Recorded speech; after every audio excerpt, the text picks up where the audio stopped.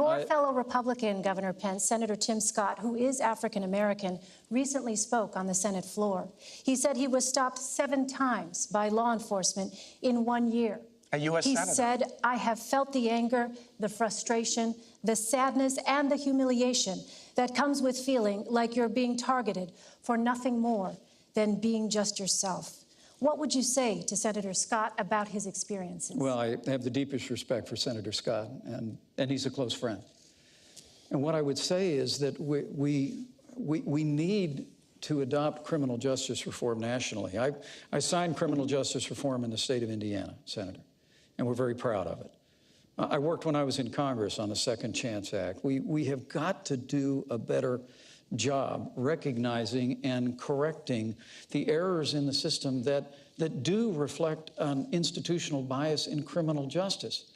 But what Donald Trump and I are saying is, let's not have the reflex of assuming the worst of men and women in law enforcement. We truly do believe that law enforcement is not a force for racism or division in our country. Scott, Governor? Law enforcement in this country is a force for good.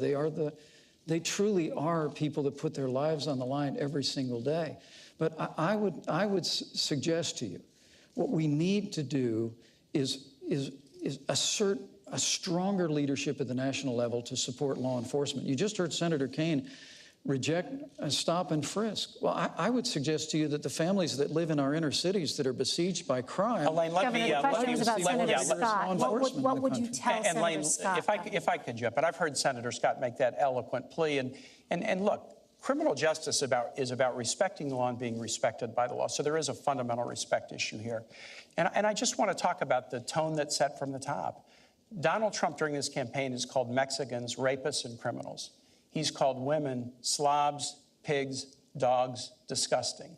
I don't like saying that in front of my wife and my mother.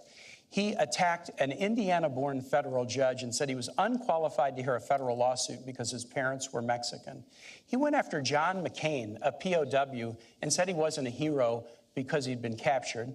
He said African Americans are living in hell, and he perpetrated this outrageous and bigoted lie that President Obama is not a U.S. citizen.